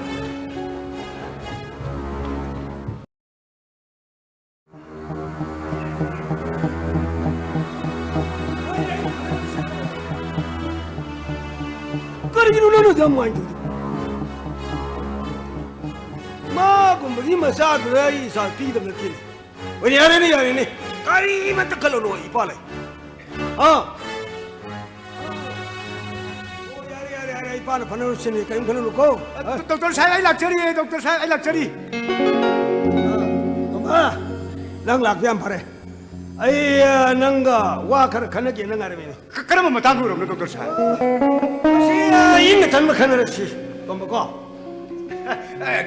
ꯌꯥꯝ ꯐꯕ ꯋꯥꯅꯤ ꯗꯣꯛꯇꯔ ꯑꯐꯕ ꯑꯣꯏꯔꯣ ꯐꯠꯇꯕ ꯑꯣꯏꯔꯣ ꯏꯪꯅ ꯆꯤꯛꯅ ꯈꯟꯅꯕ ꯍꯥꯏꯕꯁꯦ ꯌꯥꯝ ꯐꯔꯕ ꯋꯥꯅꯤ ꯗꯣꯛꯇꯔ ꯑꯗꯣ ꯑꯩꯈꯣꯏ ꯕꯤꯃꯔꯥ ꯊꯥꯕꯨ ꯀꯩꯅꯣ ꯈꯣꯟꯗꯥ ꯗꯥꯛꯇꯔꯕꯨ ꯀꯔꯤ ꯒꯨꯂꯤ ꯆꯥꯕꯤꯒꯦ ꯅꯪꯅ ꯔꯊꯥꯒꯤꯗꯤ ꯀꯩꯒꯤꯅꯣ ꯀꯔꯤꯅꯣ ꯅꯪꯅ ꯔꯊꯥꯒꯤꯁꯦ ꯀꯔꯤꯅꯣ ꯗꯥꯛꯇꯔꯕꯨ ꯀꯔꯤ ꯒꯨꯂꯤ ꯆꯥꯕꯤꯒꯦ ꯀꯩ ꯒꯨꯂꯤ ꯆꯥꯕꯒꯤꯗꯤ ꯀꯩꯅꯣ ꯗꯣꯛꯇꯔ ꯁꯥꯍꯦꯕ ꯅꯍꯥꯟꯃꯈꯩ ꯑꯩꯅ ꯂꯥꯛꯆꯕ ꯐꯤꯕꯝꯗꯨꯒ ꯉꯁꯤ ꯂꯩꯔꯤꯕ ꯐꯤꯕꯝꯁꯤꯒ ꯑꯣꯟꯊꯣꯛ ꯊꯤꯅ ꯈꯦꯠꯅꯈ꯭ꯔꯕ ꯉꯁꯤꯁꯦ ꯍꯥꯏꯄꯔꯇꯦꯟꯁꯟꯒꯨꯝꯕ ꯀꯩꯅꯣ ꯈꯔ ꯂꯩꯕ ꯃꯥꯜꯂꯤ ꯕꯤꯄꯤ ꯒꯨꯂꯤ ꯆꯥꯕ ꯁꯨꯝ ꯍꯪꯖꯕꯩ ꯋꯥꯅꯤꯀꯣ ꯅꯪꯅ ꯇꯦꯕꯤꯇꯤ ꯆꯥꯗ ꯋꯥꯗꯣ ꯉꯥꯡꯀꯅꯣ ꯗꯣꯛꯇꯔ ꯑꯩꯈꯣꯏ ꯕꯤꯃꯔꯥ ꯊꯥꯕꯨ ꯔꯊꯥ ꯂꯩꯇꯦ ꯍꯥꯏꯁꯤꯅ ꯀꯔꯤꯅꯣ ꯔꯊꯥꯒꯤꯁꯤꯕꯣ ꯁꯨꯝꯗꯧꯕꯅꯤ ꯗꯣꯛꯇꯔ ꯑꯩꯒꯤ ꯏꯆꯥꯅꯨꯄꯥ ꯊꯋꯥꯅ ꯃꯥꯒꯤ ꯏꯟꯇꯤꯒ꯭ꯔꯦꯇꯦꯗ ꯐꯥꯔꯃꯤꯡꯗ पुथोक्चब ऑर्गेनिक होइबा हार सिंसिना पुथोक्पा यामना फबा मना मसिंग सिंजे आइगी इचल रादा पिजगेना पुजरक्पा अदु मरु होइना गसी डॉक्टर गा खोइगी इचल रादा खुरुमजगे लाचरी ने लाचरी हा करिगिनो नंग नाइ खोइदा खोइ बनाइसे करिगि डॉक्टर साकी चारोपी थमेन छनाजे आइगी इचा थवान गी दमक्ता पिनबिरो आइगी इबो ओइजरे gai खुरुमजगे लाचरी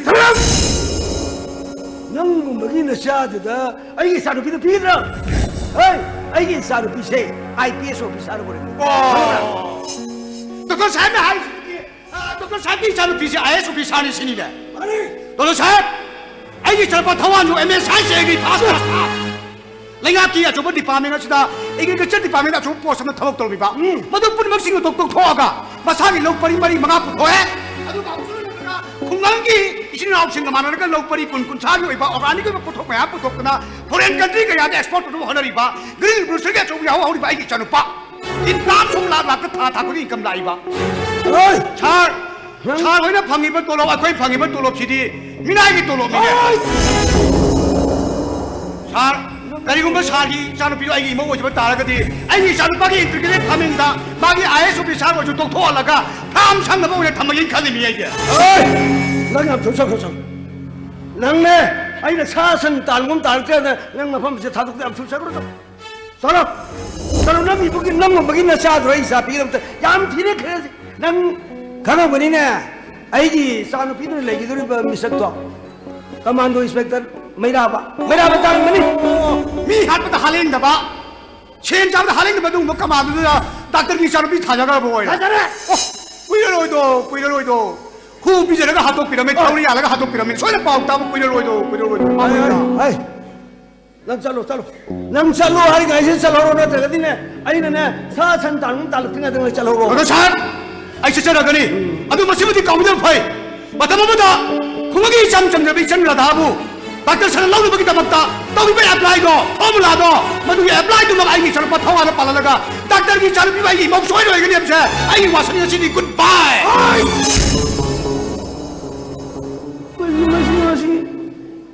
मीन पीबू उनुसित्रिबा मागुनगी सिमसादा आई सान पीपीयु कदा मछि अय नंग कासरई दुकान चलुबने कदौरगे तातोमना सुगान सावो थोखिबसिना कई हाइरो साइके सजनु सोगी थोबदनु कनो मागु मुई मसादा आइगी सान पीपीयु सिनिने मा हरमिदो अदुदि यामना फबा वानी तातोमबगी मसानु पादुदि लाइरेसि मतिक चाना है मदुगी सिमतकता सरकारी अचौब थबक अमसु तौइ हाइ ए तु लोइ तोक्थोगा फार्म तौ लैरेगी ओ सिल यामना पाइरबने मागे बोइबदि यामना फै इसानुपीना लेबसु नुगाइजगनी आइदि मखै पाबुंगना पामजरिबा कमांडो इंस्पेक्टरगी थबकदुदि आइदि क्या पामजदि ओइ नंगी हौनबि हौराब्रा हा नंगी हौनबि हौराब्रो आइ ngasi से ड्यूटी सरके तौने ड्यूटी सत्तदना मसे तोक्थोकदना तोक्थोपेदा आइ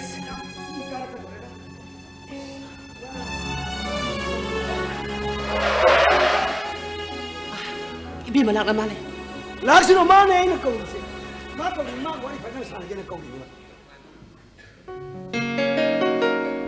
अरे बाबरा औ बाबू इमा अखोइ साक लोइरबो चाका थोंदे देबेमा थोंगुरो आई सा याम लामेबा आइदि इसा लागने हेबिसि खंदबने बाबूना कौबनी नंग पाबुंगदि एंगोंदा इसा लागने हेबिबा नते अदो इसाबु कै संग सानिंगे कांसुइ सासिमा इमाना थोंबा कांसुइगी महाउदो काउबा सुंगम हेंगमदे फरे इमा थोंरोगे को होय मा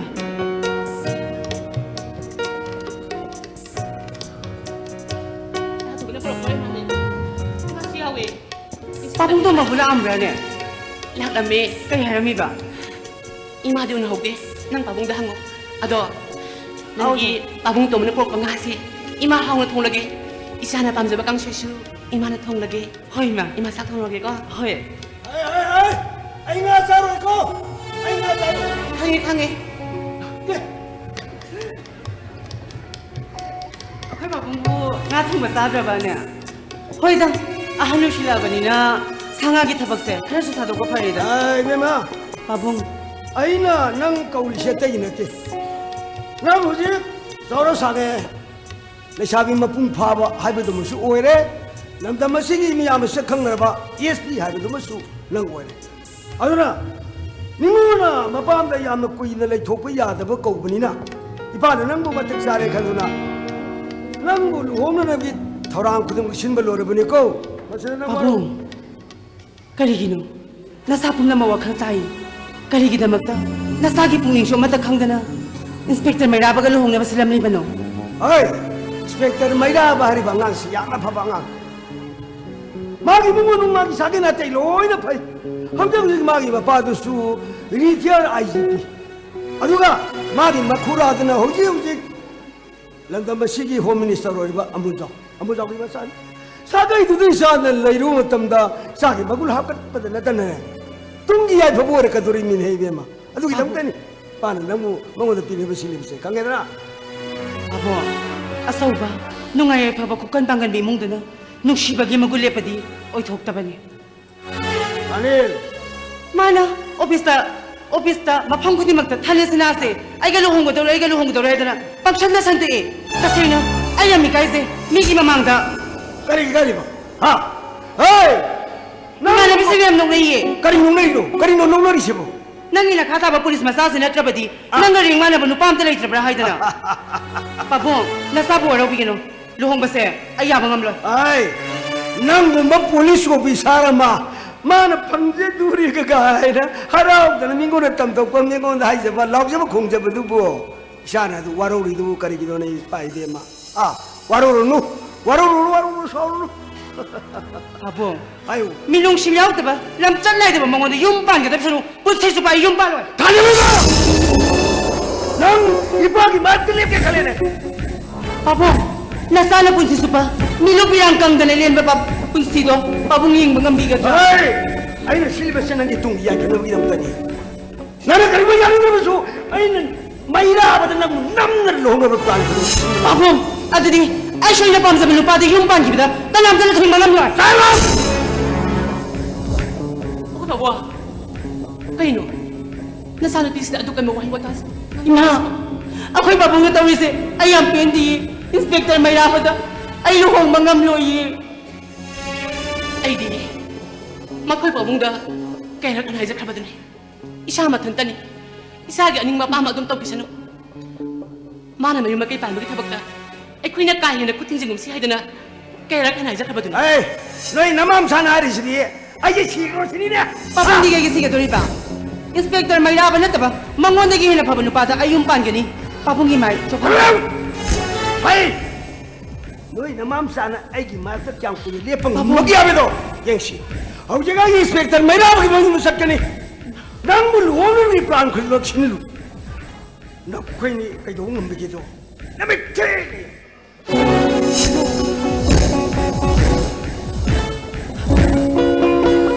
kaya dyan sa piba dupo dupi yan ang singum talaga naging talaga atay na no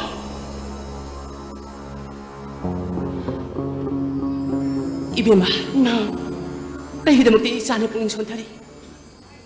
Nahak, lamdaman siga IPS opisyani. May tinupi ang magitang nasap sa anong kadaban. Napabong na nang guluhong bidabaso. Imana nang gusaw ang luhong tigani. Isa nang kayo na magtapong insuntari. La, imana sa ako doon na liban. Na, sa turo sila. nang dia pabi imani nang boy himaw na pang zabasi kaya dalay bagpakraban La, imana sa ako liban. Sana sa.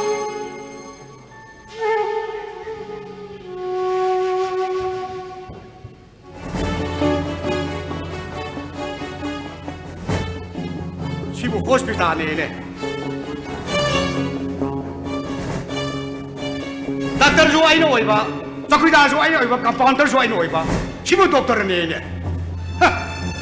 남남지 군자진이 미워싱이스나 닥터도 와라우리 시부 와라몸 톱보내봐 मसीगी doctor जी का Pune hospital में था लेबो करम मंत्री no खंगे वानी lucky जनो I transfer तो मैं इसी थरंगेबा मागले मेरे भाई तले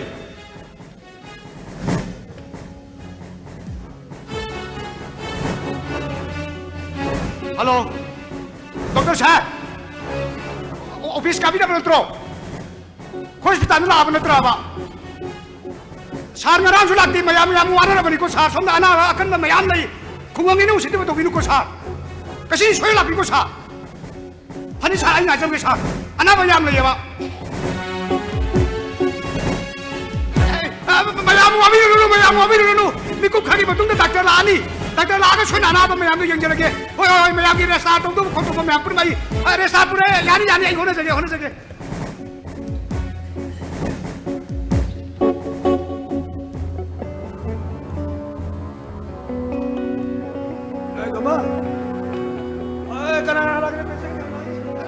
डॉक्टर अनाबा याम लामनी डॉक्टर अदुबो डॉक्टर नाइबा नमदन अनाबा कयाम जो हनागरे डॉक्टर अदु डॉक्टर चाबो पीएमदी अंगांग उनबा ngamdana ku चाबोक संगुनदना हॉस्पिटल की गेट अदुम अंगा नुपा मदुम होनग्रमनी फरे नंग खागे यारे अदु असंग amdi yawi de ko पुनमक आइना फनबो होना जागरे doctor adu yam singnadraga leibro doctor थुदुपु चिनगाय देतो डॉक्टर हॉस्पिटल में लाख बजे खगा चांग न खगा न लापीबो फेको डॉक्टर कदौरगिने नंगी संगुदे एडवाइस रो एडवाइस की वाला थी डॉक्टर नहान जो मिनिस्टर ने सरप्राइज बिजी लापु मतम दा डॉक्टर जी सिदा लेरमद्रे अदे दा डॉक्टर का सकी न मतम दा डॉक्टर दी हेडक्वार्टर सकी न इन खुजन जर्मनी को चिन थीरगा अदो डॉक्टर दी पुलिस हेडक्वार्टर दा पार्टी तवेन लेयन पाव adu kana haigi ba nangona Sai कोई जो हेडक्वार्टर दा लेरमी से चही मंगा तरानी ने tongno tomba nangi se matama me nangon daina khar ngang sui da nang ai ngon da yam na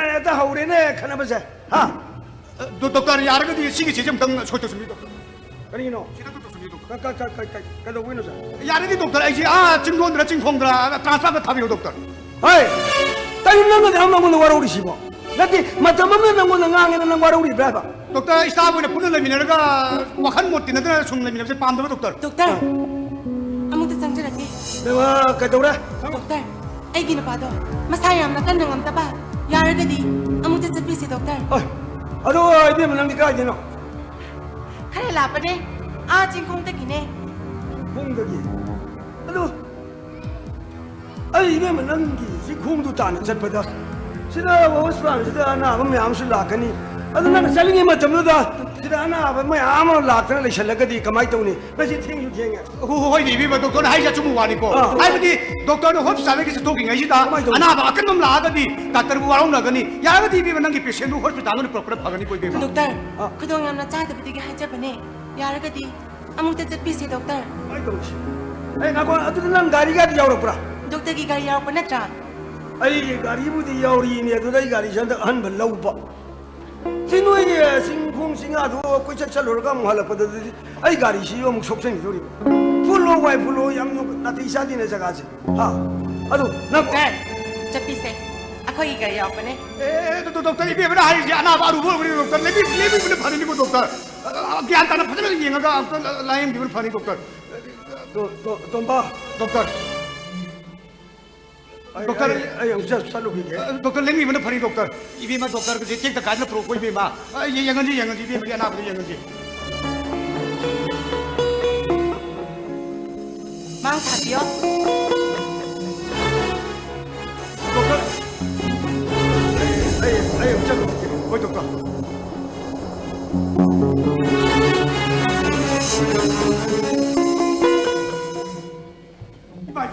mai cái nó tàu đi mà tàu đi mà nó mấy hôm mai thì mình sẽ phá vào cái bác ya mấy ta tàu cái tàu đi xe anh nào mà làm gì cái nụ sát thì biết rồi ai tụi mình cái này cô ta chắc cái gì mình cái này yani để sao tàu chứ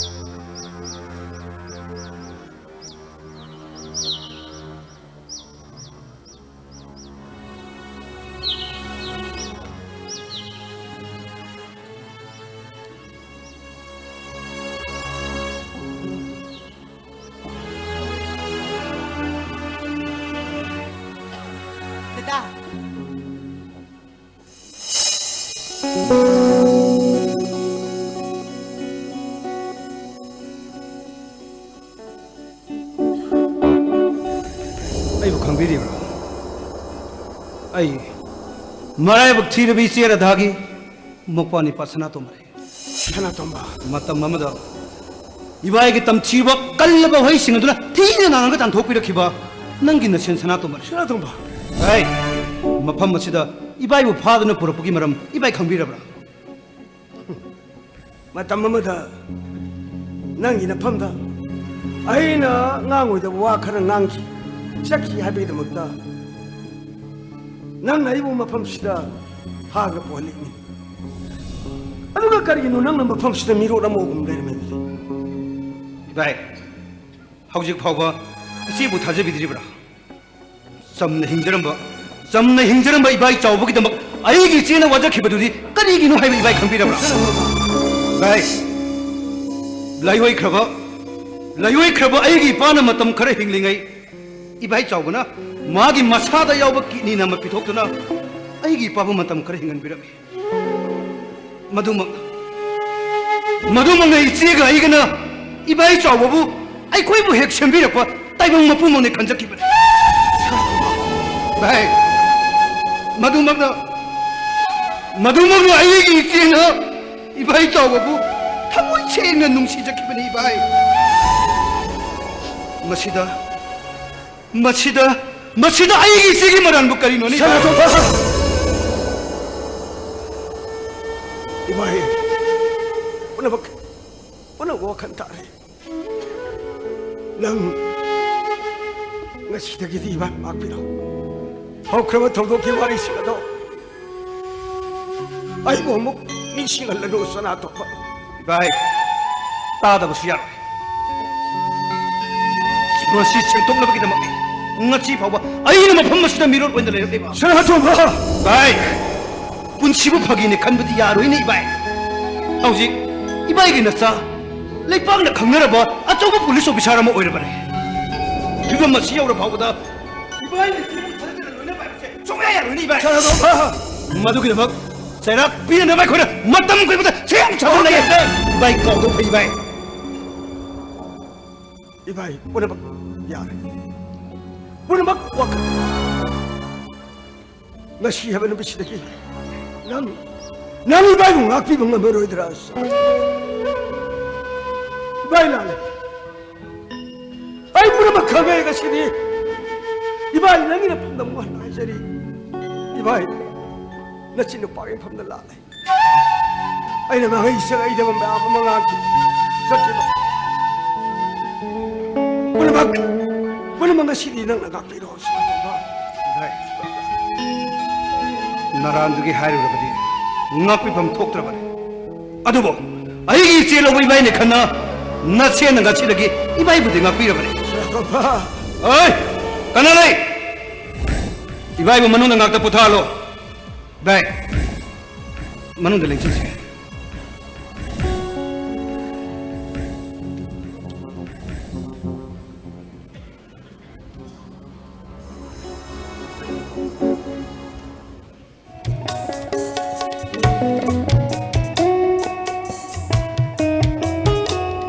이놈의 용치 미불라 이번 모두 까이까이 시작하잖아. 하완 누구? 하완. 나이로 이동이. 용이 막 하다가 저 나이로 해봐. 아이는 판신병 망원도 신나게는 나빠세. 주땡 등나로 해봐. 아 폴리에서 탐도 살리니 아다 살리니 아동 떠올래 동 해봐. 마땅시다. 마이 마사누비 산타돌레 마디 누아이 그니다 아이기 담모이 그이고 와시 공독해 간나 가이락 바세 쫑엄더바 말레 마디 누아이 그더니 누구 강디 마 폴리에스 그 무슨 기부자라 뭐 이네 술라이로 이거 공시 더해. 이네 술라 아니게. 이네 수 더완더 팔순던 신에게는 라고 아도 마사 도끼고 말래 용들 내름들이 강게다 이봉아 이네기디 이밤다 락나바수 포탑 냈다버리나 नखोई से इने Mick अमा तोलबसु कोसानी हादर नाइ लाखदबनी कहीं नुने लाखदबनी थवान की युमसु इने की money आई की युमसु इने की युमनी आई कोई की लेकाई खुंगम से इने की युम ना तनी कहीं लाखदबनी ने अतुइने थवान बजी काई द पोस्टिंग तारिगे आ थानिन बजी इबुंगो हौजी हौजी पुदी दिल्ली दे लेरी ओ दिल्ली दा ngasi tulakani hai अदो मादी मामा फाकी की पाव से करीमता खंगम थवान सु मंगोंदा करीमता हाइदब मालेनी करीमता हाइदे अइना सु वाफम से मागे मफम द फोंदो लोरगा मागे थबक अपन बा ओरेगदरा खमदगी इनिने वाफम से ngasi फावो लोसिनरो थमबने ने कई सु वाबिनु नुदेने थवान सु थोलानी मा थोलागा पलब मामा फाकी मरमदा थीब मतमदा मामगी लंगांग जिन खरदी सोइदना फंगनेना नसाना सु थाजयेने ngasi ga tharan me angani phajidari ने nang mamagi mawang pau tarak ने ini na kiribati ma ko hatok piang gudra haibase ने ini ga ngasi ने किम तो वाबी गनुई ने नसा hi khoi sau sang mayam ma lei sidi ne ने ngarang soi khoi gi phongi mioi manga tu satuna mama phaki ba mafam da ada thisaluba matam da kari gumba langan jin kharadi phangba ngame ne किम तो वाबी गनुई ने मामा तो सोइदना फंगनी ने kada yang na pukla bala kada mama pam na walo tu na tlipa ini yang na wai bu ने cell की demand फाकी बन नतबनिना मामा तो कैसु थोइदो पतौरमय सिंगन निगाई कैसु ओइदिने ने आइसु मामा की मरमदा हंगदव मी खरा उनरुगे हंगदव खलै अदो ngатang potha biramuyne ai mi khara unobi ke roine atadi biramuyne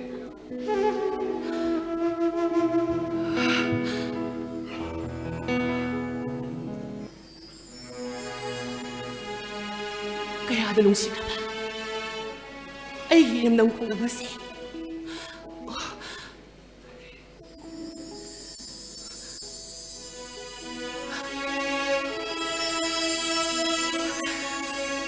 mane tato ma habulay tasaw pa ako'y maripulang chirok sing kung nagkamit ko patoto kaya hada maiksing ka ba tasaw pa kuya ta nanggisak tamu kita ba nang naikoy na makiada wag wiki ba ay nang bukaram na kauris sige tasaw pa nang lagam na nanungay layo ko nang lagam na nanungay layo ko tasaw pa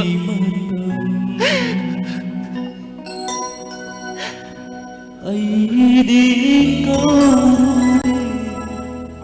nanggiwang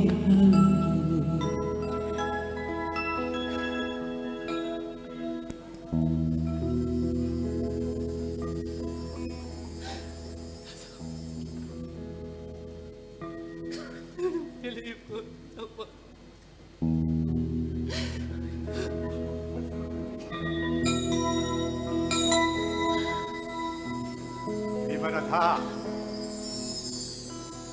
nang laamidana talumba ay lami khangre isan ni laibak se on thok thina tamam kheda ko tatumba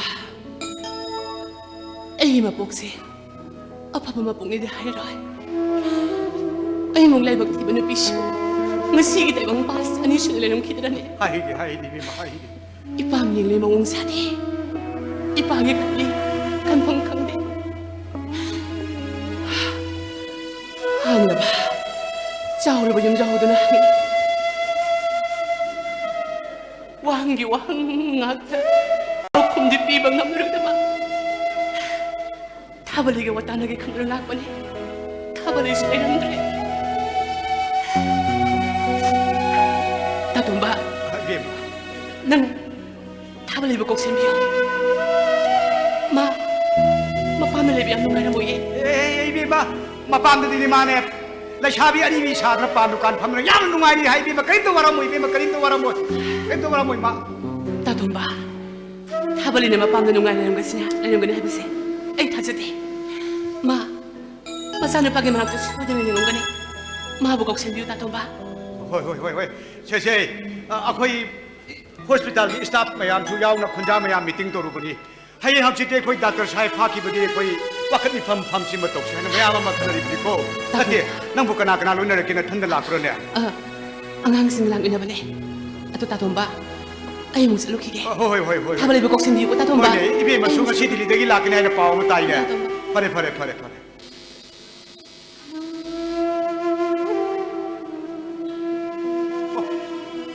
मानदी थबले लेरमद्र खंदना हराउना वाताना गेना लाचरीबा अदु थबले लेरमद्रबनिना कयाद मथ्वाइ नुवाइत नान खबसे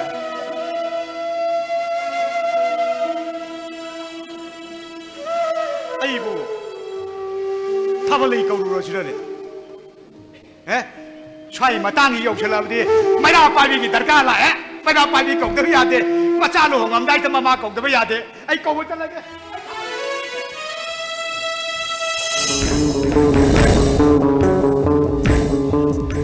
Oi, Doctor Sakale. Nang khangde. Ai khangde. Nang tasir khangde. Ai khangde. Ayo, Doctor Sakale. Khangde. Ha? Oi, 너로 잘고. 찡이 많이 듣더나. 나장 뽑은 거 다독 병을 때마다 꼬자이들이 꼬야와 우리. 아두가 너 거의 내 이거 파리. 어이. 민옥지 마지 한번 구경 좀 봐. 매일 빨리. 어이. Doctor sir फाबदा नंगना सोगु तुदांग यावरे बसे कोई Maxine खंगिने ए कुमुकुम कायले ओए खुलाई पाइबा सिंह दु करम पार्टीनो नम खोइ पोगी नत्रा हा आई कराब तक मरि नै दे अदुगा आई माबु सुना दे ओए नंग हायरो नंग तसिन हायरो हा नकापुगा सा मसे हातु बुजिदा 뭐도 여론은 봐 혼자 강망가 물어서 그래서 꾸이는 담보들은 까나로 돼서 까보 어이 까보 어이 너 그비를 까보 까보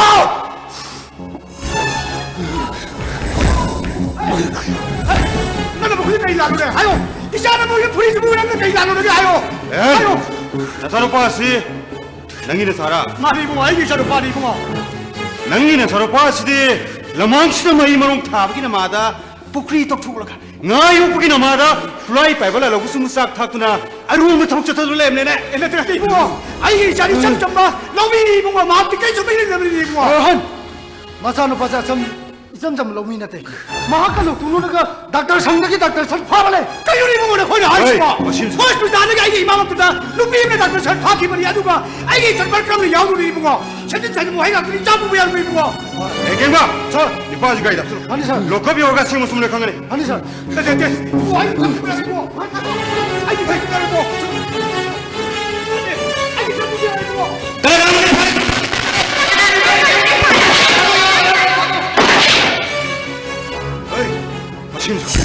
नंगिने सोरपासे सीमरे तक संग बाइब से आई खुतले नोरे नान मगा मुक्ति लो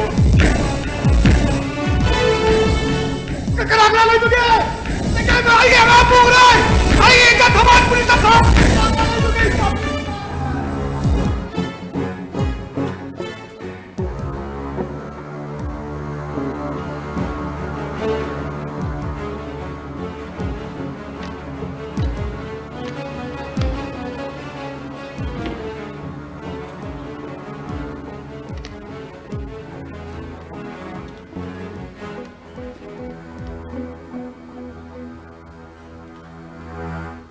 Mira, ay kau ibu. 정어 babungile kang ba 혹시 보기디 섭섭 한국음 들리면. kaya ko le babung pha khrise Mira, kau yang kena tijari. Ngasi ni nium ni sida, babung mutiak tu kaitina pangmangang muni apa sih tak tahu ni. aduga karigino nangna babung pha ki bai khudong sa ba si lawraga cham cham jaraba kanagi mafam da sulan ba hijatriba thawang gi punsi bu manghai gi thawang riba babung 파키보다 타완게서 워터도ang 야우리 해버시 아이 거의 섭사는 강인입니다.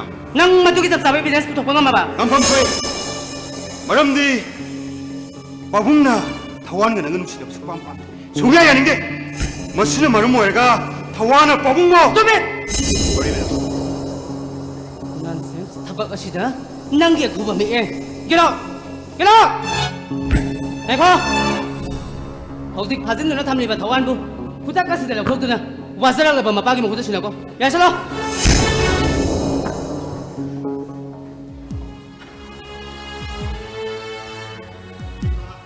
바봉 링센 비로 바봉 에오이 낭이 너무 타완도 까마도 그리 까무라가 파도 그래 어토를 티를 품이 그리고 잔chen 사선의 품을 까오고 그래 뿌리 베마 내가 그래 꼬이 베마 바봉 hꯧzik tây nó bảo hay khabani kem to habiru na sare shidi ai na thaw ai houzik mak thawan gi mena ta satuna ma bu pu ro ga hospital da soidana sek tawang ni yum da salaga nya lungai na potha biramu ai horen na sanu pa pu ra ga yum bang tin sagi 파레 파레 베마 나는 또 비를 보는 먹신 것이 어토가 뺀 그래 나는 또 타박 거기 먹들에 많이 받고 있고 babu adudi na samu se sarugi 파레 파레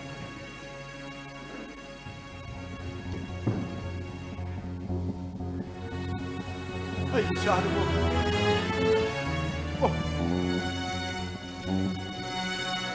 어토가 티를 품이가 물리고 또 그래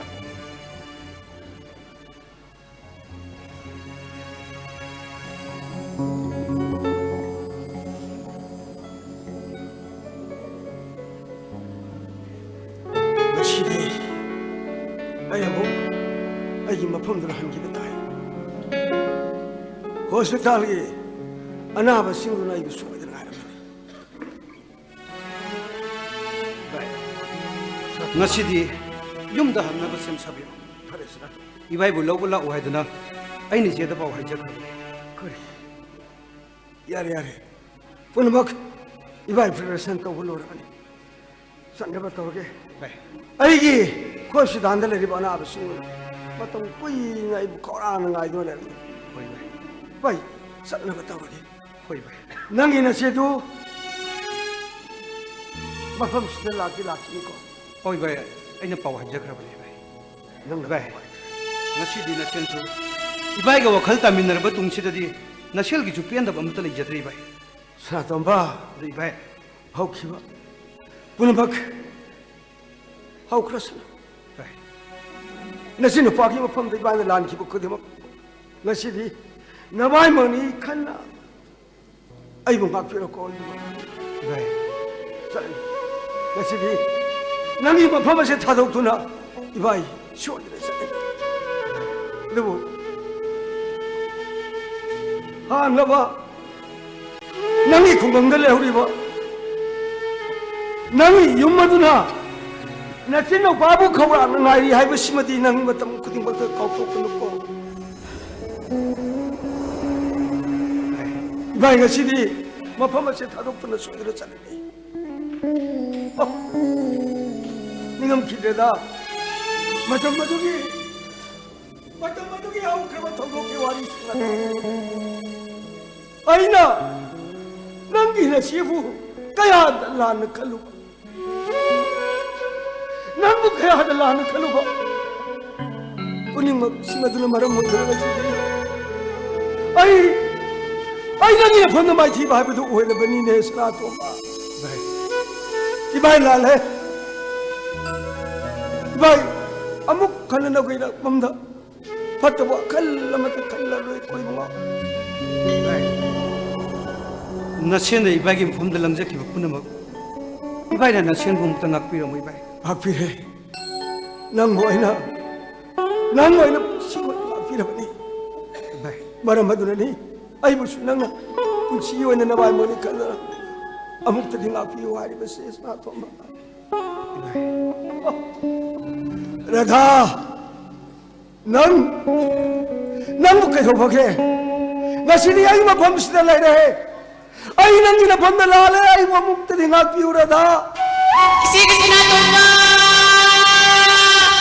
चे नोपा समझ नहीं चे राधा नोपा नहीं चे मुखला नहीं चे चे Radha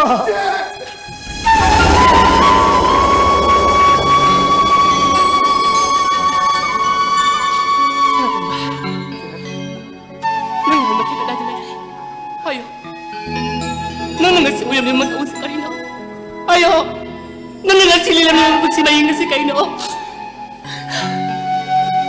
Maga pangarap kami lang naman. Ang laba yung jawa doon. Isinig pa akong nga dali, Hauri. Iparik na ba yung mundo na? Isinig ko mo sa karam na tangsinunsang manisigis na ito. Apang nagpanik ka na. Sino pa mo na yung mukha na nagpiyunit siya? Dada! Nagha. Ay naman nga yun. Dahil, tambal siya. Hey, Dada, ako yung nalibaya sa security force na rin ako sinuli. Kaya sinita ko na. Dada, Sana ito ba? siya, Lupin masasi ka na, no? siya, makakatay ka na sunat eh. Singinin mo ang tambal eh. Kali. siya, mahabot siya na. Isigi sa nung bimang ni ka na mo tulog siyang biyo siya. Kabal, siya na ko naman. Ima ipa na tambiran ba? Hang na ba yung madudha? Ay ko'y nung madisyoy na lakad ka ni ko'y siya. Sana ito ba? siya, Security singkianas lang ko sa labos yun. siya, Yung naga kaya lalabas yun. Yeah. Kung mag, isinama yung naganinisigis na ito ba? Isinang na magdelivery. Nagha.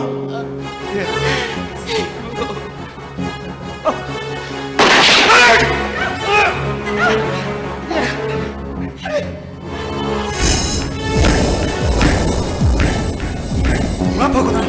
Ha? 어디 당황하고. 어이! 뭐 범수진 요엠다. 나 돈 기비하고.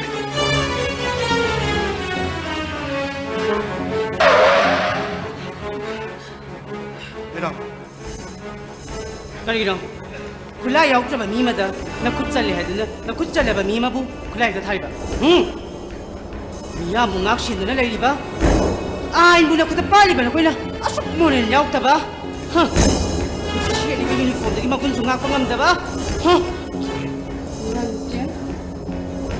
Hoy! Dukay na nale! Inspector may ako sige na, Magi kulay sa susang sanguda ba yung diba? Masih SP ki oda ne?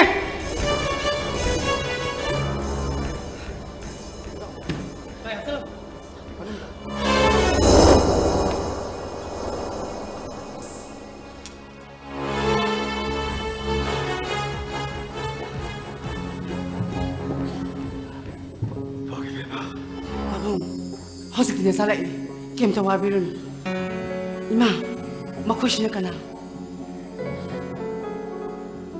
Bilma, ay nung tintumad sa habak hanggang na maaay na magtawasan na ba? Mga kasi, atay ka na siya. Nang imam taon sa natong ba de? Mam taon, namaw na masakang zahog din. Namaw mo ngagpiyo ko. Kaya gino, ning batong da ba karagidamang, mapamas da mirol o niya na iramibang. Yung dalasi, namaw na panabalo na singani imam taon. Yung dalasi. 맘똥 이리 깨라고 wakanda 맘똥 이 분치 컴쳤다. 너 कोई बुद्धि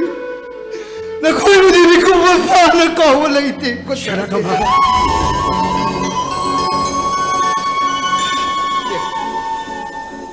잠시. 야. 거기 봐. 나기만 돌세. 호스피탈 담도 뿌려봤다. Salasi babong. 녹타발. 호스피탈 나 전화 또 먹으면 또 뿌려봤다. 나 사다봐. 나 사다봐. 빨리. Salasi na.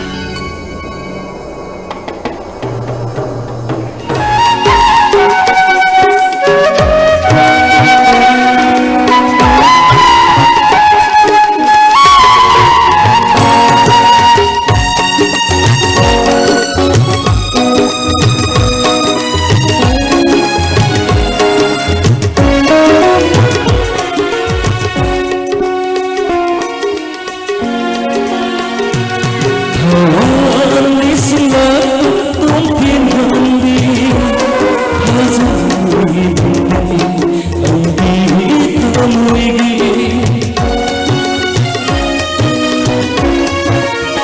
Gõ để không bỏ lỡ